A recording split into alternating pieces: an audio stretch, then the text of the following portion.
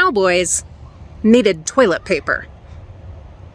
There wasn't no Charmin or Angel Soft available out on the range. So what did they use? Well, I'm going to tell you.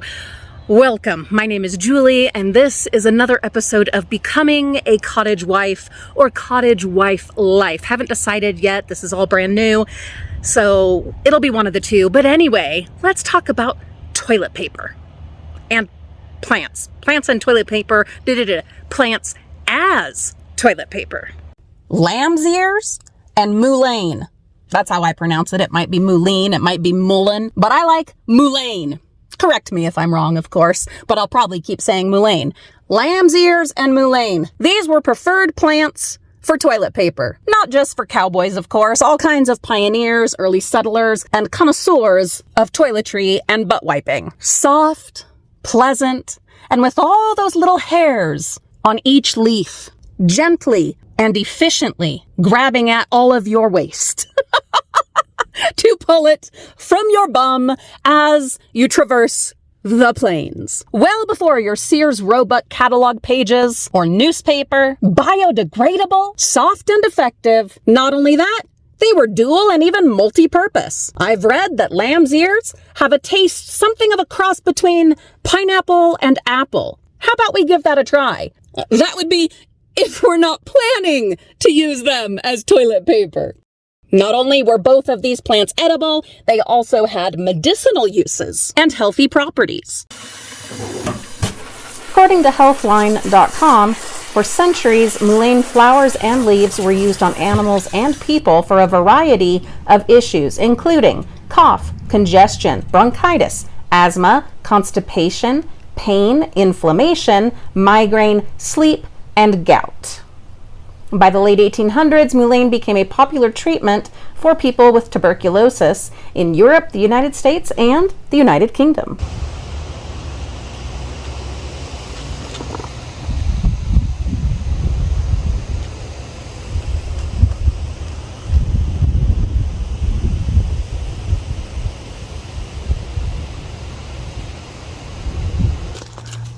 I wonder if the cowboys and settlers had to deal with bindweed mixing in with their toilet paper.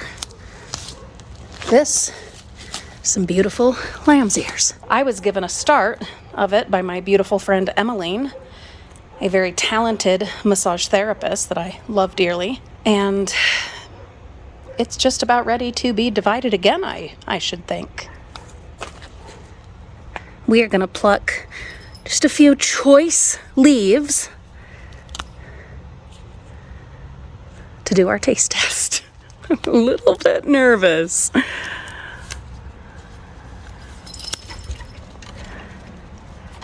Is that all that noise? Kitty. Kitty. Kitty. We're doing something here, kitty. Kitty. We'll get some for the taste test and also some for the toilet test. And then, of course, some to preserve.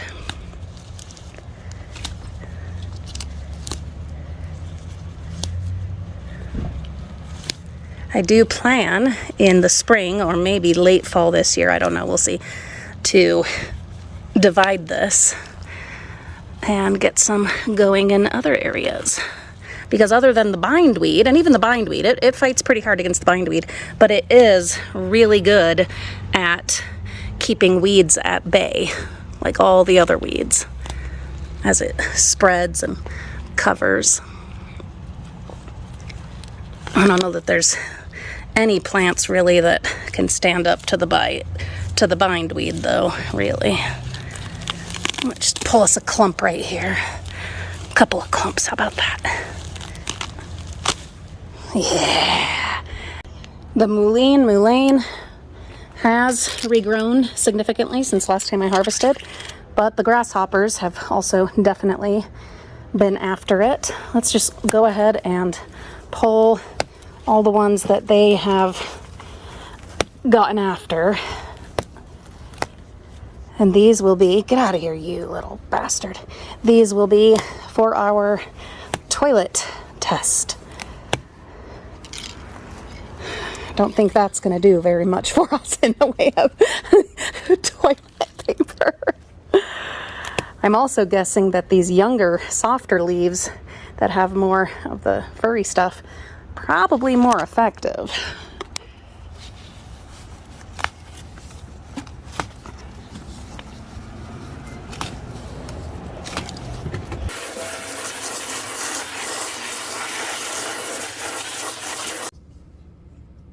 And now, the taste test. What I read, pineapple and apple. I don't know why this was so weird to me, but okay, here we go. I mean, it's like, it's furry. It's got fur.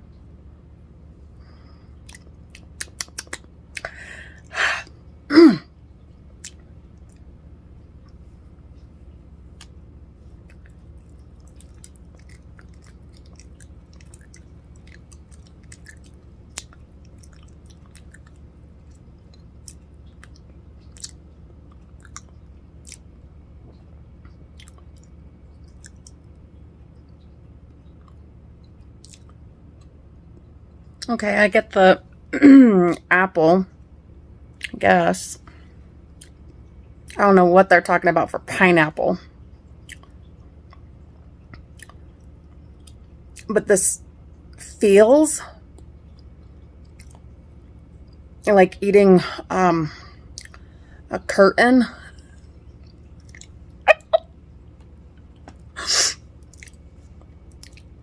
I mean,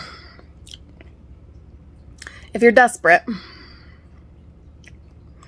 and you're out on the plains or out, if you're a cowboy, what are you doing? You're rounding up the herd, doing cowboy stuff. Oh, but it's all the little hairs. No. No. Like I said, if you're desperate, you're really hungry.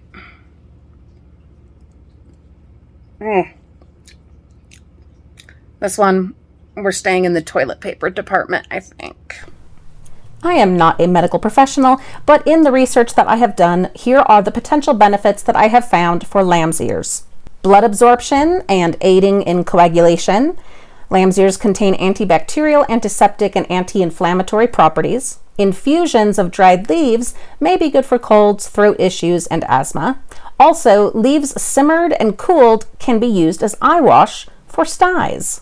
Always seek the advice of your healthcare professional before using any kinds of herbs for medicinal purposes.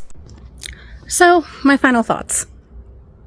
The Mullein, obviously there's a lot more surface area there, so that is very helpful when you're trying to, clean yourself. And then with the lamb's ears, they are just so much softer. I mean, the Mullein is soft, okay, it's soft, but the lamb's ears, I would say, are definitely softer. Unfortunately, they're smaller.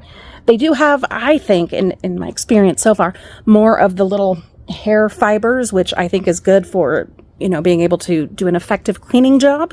But again, they're so small, so you've got to use like a clump. Whereas with these, they're more like, similar or akin to actual sheets of toilet paper.